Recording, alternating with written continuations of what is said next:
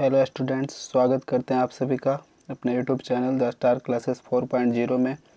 आज का वीडियो आप लोग के लिए बहुत ज़्यादा इम्पोर्टेंट होने वाला है, क्योंकि इसमें 2022 सेंटअप एग्ज़ाम का सभी साइंस का क्वेश्चन देखेंगे।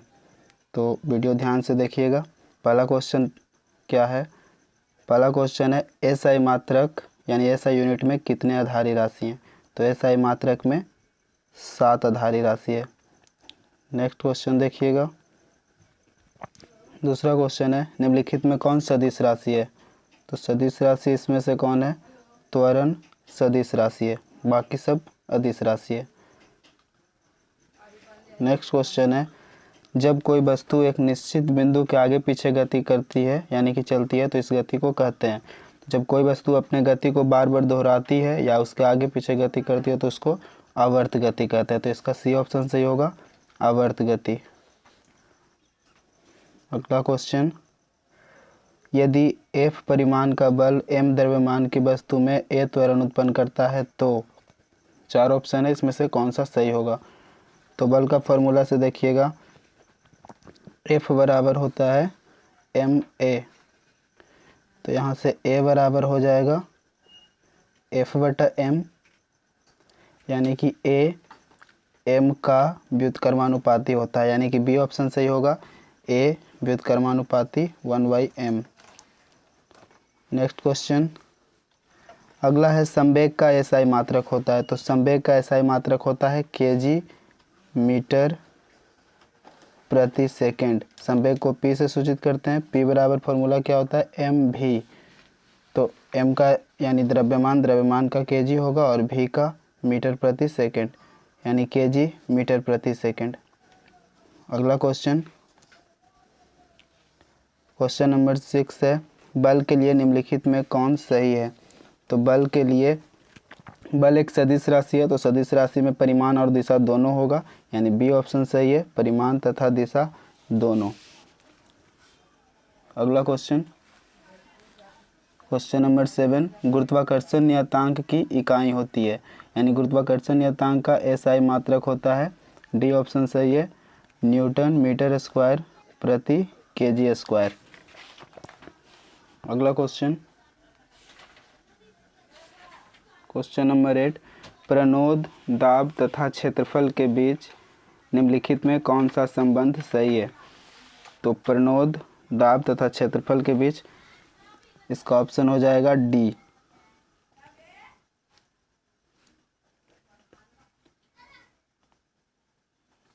अगला क्वेश्चन देखिए, आवृत्ति का एसआई मात्रक होता है। तो आवृत्ति का एसआई मात्रक हर्ट्ज होता है, सी ऑप्शन सही है, आवृत्ति का एसआई मात्रक हर्ट्ज।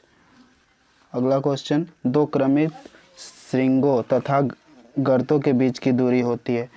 तो दो लगातार शीर्षों या गर्तों के बीच की दूरी को जब तरंगदैर्घ्य होता है तो इसके दो लगातार शीर्षों या दो लगातार गर्तों के बीच की दूरी को कहते हैं तरंगदैर्घ्य। तो इसका आंसर हो जाएगा बी, तरंगदैर्घ्य। अगला क्वेश्चन, क्वेश्चन नंबर 11, किसी द्रव के आयतन मापने के लिए प्रयुक्त युक्ति होती है। तो आयतन मापने के लिए मापक बेलन का उपयोग किया जाता है, बाकी सब द्रव्यमान मापने के लिए उपयोग किया जाता है। नेक्स्ट क्वेश्चन, किसी वस्तु के जड़त्व की माप होती है। तो किसी वस्तु का जड़त्व द्रव्यमान तथा भार के द्वारा किया जाता है। तो इसका ऑप्शन सही हो जाएगा बी, द्रव्यमान और भार दोनों। क्वेश्चन नंबर 13, वस्तु का घनत्व बराबर होता है। तो घनत्व बराबर द्रव्यमान बटा आयतन होता है, जो कि सी में है, द्रव्यमान बटा आयतन। अगला क्वेश्चन, ऊष्मा का एसआई मात्रक होता है। तो ऊष्मा का एसआई मात्रक जूल होता है, ऐसे कैलोरी में भी ऊष्मा को मापा जाता है लेकिन जूल। अगला देखिएगा, 15, सेल्सियस थर्मामीटर का मूल अंतराल विभक्त रहता है। तो सेल्सियस पैमाने का मूल अंतराल 100 भागों में विभक्त रहता है, तो सी ऑप्शन सही होगा।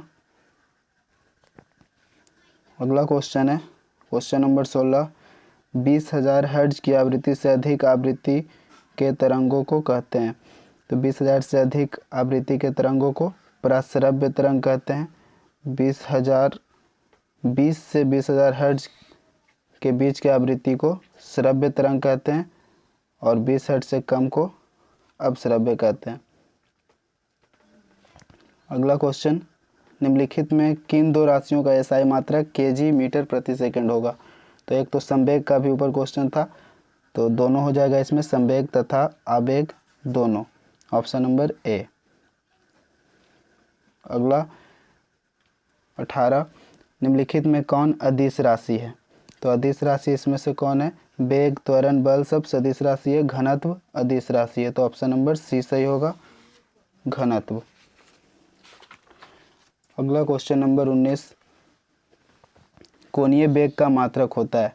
कोणीय वेग का मात्रक होता है रेडियन प्रति सेकंड, बी सही होगा, रेडियन प्रति सेकंड।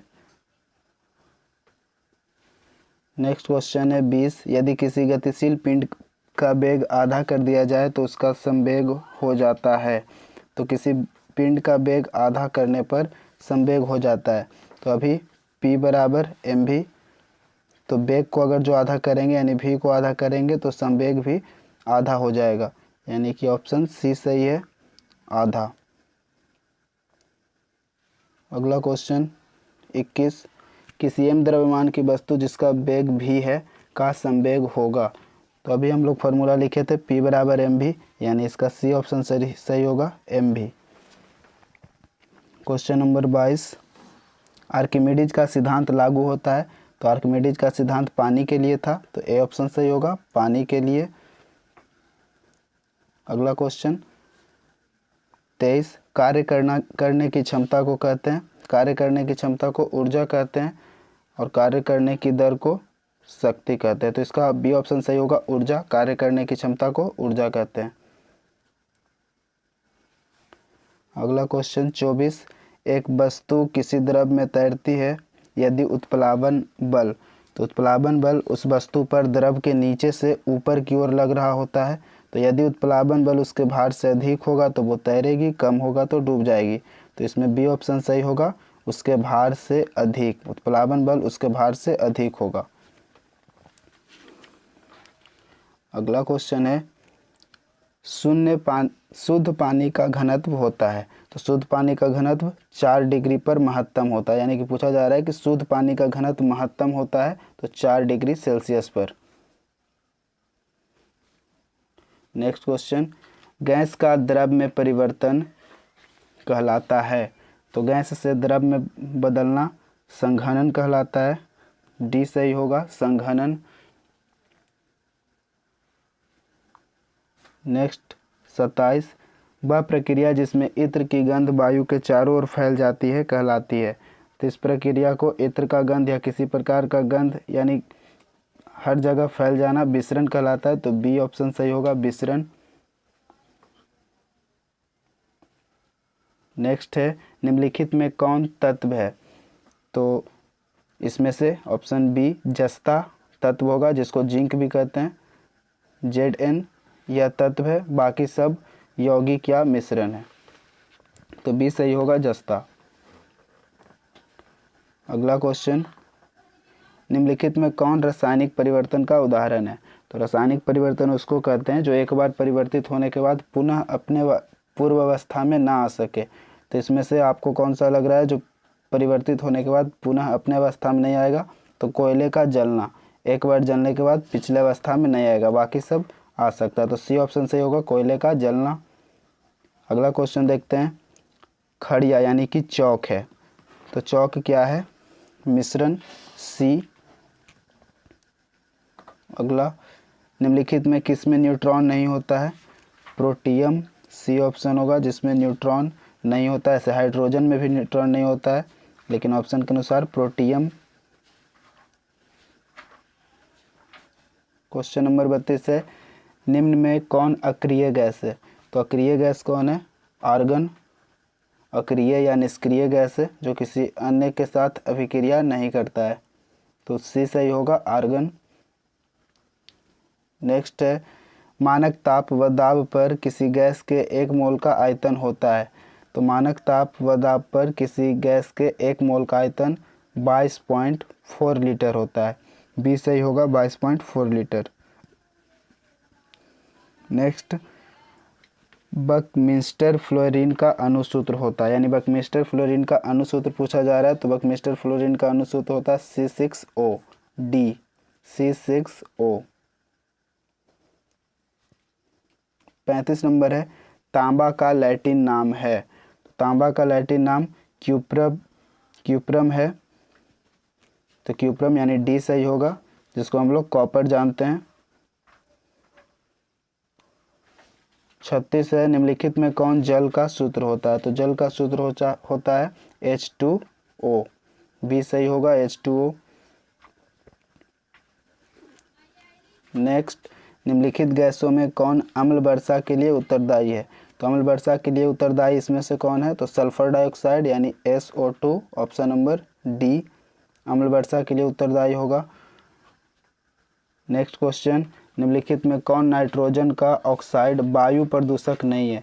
तो इसमें से बाकी सारे ऑप्शन वायु प्रदूषक है सिवाय बी के N2O5, तो बी सही होगा N2O5। नेक्स्ट क्वेश्चन, निम्नलिखित में कौन बैक्टीरिया वायुमंडल नाइट्रोजन का स्थायीकरण करता है? तो साइनोबैक्टीरिया वायुमंडल नाइट्रोजन का स्थायीकरण करता है, ए ऑप्शन से होगा साइनोबैक्टीरिया। क्वेश्चन नंबर 40, अम्ल वर्षा का पीएच मान होता है? तो वैसे तो अम्ल वर्षा का पीएच मान 5.6 के आसपास होता है, लेकिन यहाँ से ऑप्शन के अनुसार 0, 7 से कम, 7 से अधिक, तो जैसे ही अम्ल वर्षा है तो अम्लीय होगा यानी 7 से कम होगा, तो ऑप्शन सी सही होगा 7 से कम। अगला क्वेश्चन, ओजोन परत वायुमंडल के निम्नलिखित में से किस भाग में पाया जाता है? तो ओजोन परत वायुमंडल के सबसे बाह्य भाग में होता है, डी सही होगा वायुमंडल। अगला क्वेश्चन, कैंसर के इलाज में प्रयुक्त होने वाला समस्थानिक निम्नलिखित में से कौन है? तो कैंसर के इलाज में प्रयुक्त होता है कोबाल्ट का समस्थानिक यानी CO60, ए सही होगा CO60। अगला क्वेश्चन देखिएगा, क्लोरीन का सही इलेक्ट्रॉनिक विन्यास है? तो क्लोरीन का इलेक्ट्रॉनिक विन्यास निकालेंगे तो क्लोरीन का परमाणु संख्या 17 यानी कि 2, 8 और लास्ट में 7, तो 2, 8, 7 कहाँ है? तो सी में 2, 8, 7, सी ऑप्शन सही होगा 2, 8, 7।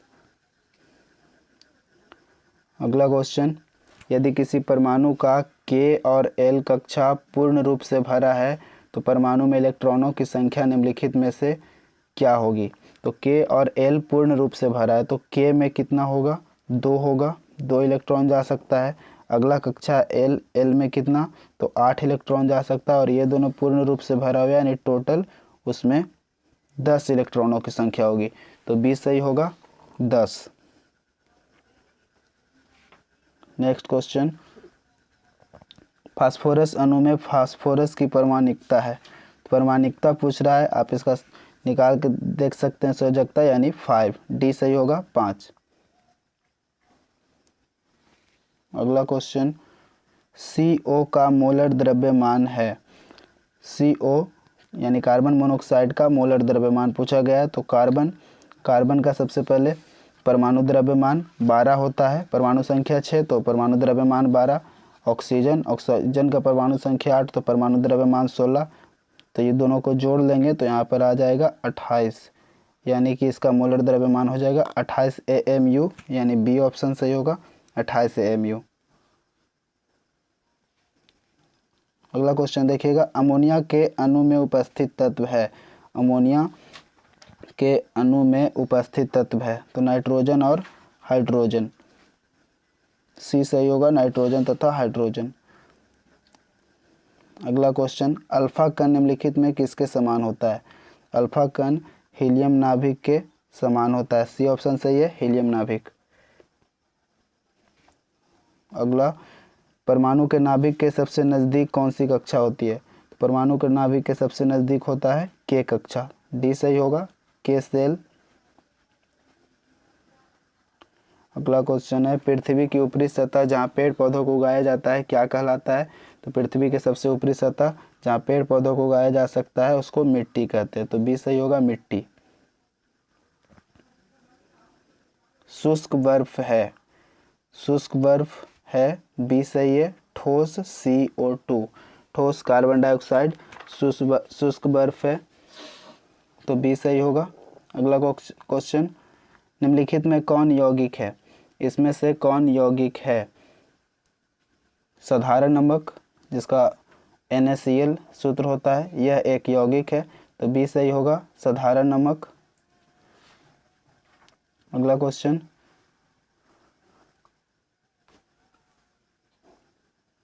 जंतु कोशिका की सबसे बाहरी घेरे को कहते हैं?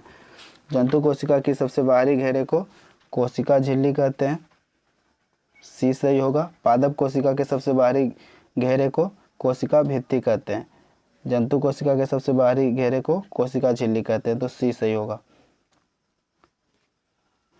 प्रकाश संश्लेषण का स्थान है, तो प्रकाश संश्लेषण किस स्थान में होता है? तो क्लोरोप्लास्ट में, बी सही होगा, क्लोरोप्लास्ट। अगला, वर्गीकी, वर्गीकी का जनक किन्हें कहा जाता है? वर्गीकी का जनक लिनियस को कहा जाता है, डी सही होगा, कैरोलस लिनियस। अगला है, निम्नलिखित में से कौन नग्नबीजी पादप हैं? इसमें से कौन नग्नबीजी पादप है? सी सही होगा, जिम्नोस्पर्म, यह एक नग्नबीजी पादप है। क्वेश्चन नंबर 57, निम्न में से कौन बैक्टीरिया जनित रोग है? इसमें से कौन बैक्टीरिया जनित रोग है? तो मलेरिया एक बैक्टीरिया जनित रोग है, ए ऑप्शन सही होगा, मलेरिया। अगला देखिएगा, ऐसे रोग जो बहुत समय तक बने रहते हैं कहलाते हैं? लंबे समय तक बने रहने वाले रोग को कहते हैं रीककालिक, चीरकालिक। अगला क्वेश्चन, काला ज्वर होता है, काला ज्वर किसके कारण होता है? तो ऑप्शन नंबर ए सही है, प्रोटोजोआ, प्रोटोजोआ के कारण काला ज्वर होता है। अगला क्वेश्चन, कागज उद्योग से निकलने वाला जहरीला रसायन है, तो कागज उद्योग के कारण जहरीला रसायन जो निकलता है, तो ऑप्शन सी सही होगा, लेड, सीसा। अगला क्वेश्चन, वायुमंडल में नाइट्रोजन की प्रतिशत मात्रा है? तो वायुमंडल में नाइट्रोजन 78% पाया जाता है, तो सी सही होगा, 78%। अगला क्वेश्चन, एड्स का कारक है, एड्स किसके कारण होता है? तो एड्स का कारण है HIV, सी सही होगा, HIV। अगला क्वेश्चन, पीड़कों को नष्ट करने के लिए वाष्पशील रसायनों के उपयोग को कहते हैं? पीड़कों को नष्ट करने के लिए वाष्पशील रसायनों के उपयोग को छिड़काव कहा जाता है, ए ऑप्शन सही होगा, छिड़काव। अगला, एक दलहन फसल को लगाने में खेतों में किस रसायन की पूर्ति होती है? तो एक दलहन फसल को लगाने के लिए खेतों में रसायन की पूर्ति होती है, सी सही होगा, नाइट्रेट, सी ऑप्शन सही है, नाइट्रेट। अगला,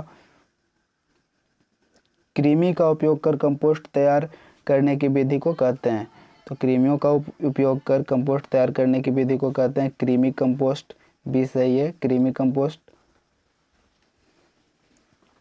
अगला, पशुधनों को दिए जाने वाला हरा चारा का प्रकार है? पशुधनों को दिया जाने वाला हरा चारा का प्रकार है, ए सही है, नेपिया। आजकल के टाइम में नेपिया सबसे ज़्यादा उपयोग में लाया जाने वाला चारा है, ए सही होगा, नेपिया।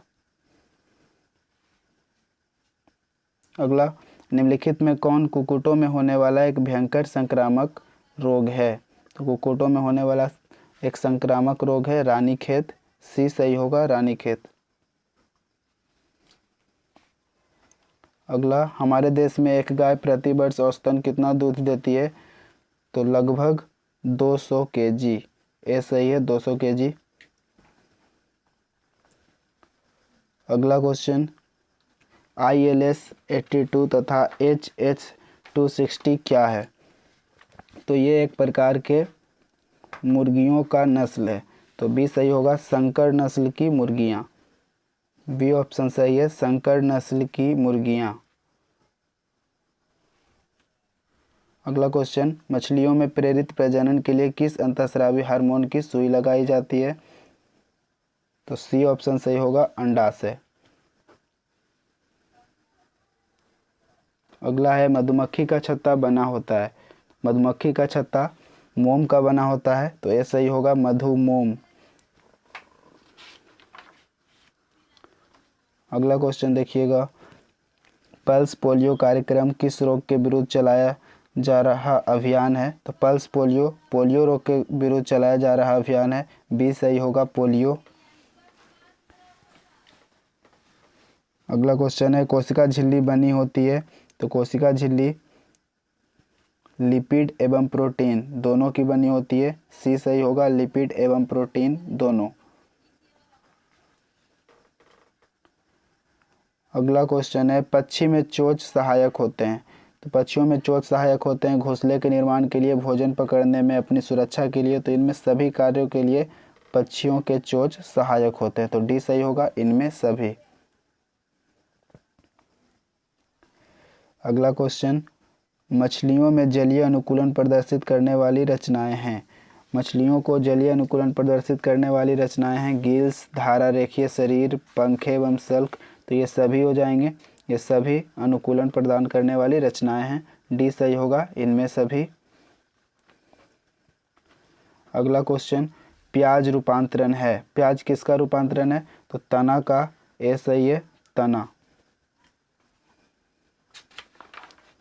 अगला क्वेश्चन, निम्नलिखित में कौन साधारण अस्थायी उत्तक है? निम्नलिखित में कौन साधारण अस्थायी उत्तक है? दृढ़ उत्तक, स्थूल कोणोत्तक, मृदु उत्तक। तो इनमें सभी, ये सभी अस्थायी उत्तक है, डी सही होगा, इनमें सभी। स्टार्च एक प्रकार है। तो स्टार्च कार्बोहाइड्रेट का एक प्रकार है, सी सही होगा, कार्बोहाइड्रेट का। अगला क्वेश्चन, स्पाइरोगायरा है। स्पाइरोगायरा क्या है? तो एक हरित शैवाल है, डी होगा, हरित शैवाल। लास्ट क्वेश्चन है, केचुआ खाता है। केचुआ क्या खाता है? तो गीली मिट्टी, डी सही होगा, गीली मिट्टी। धन्यवाद।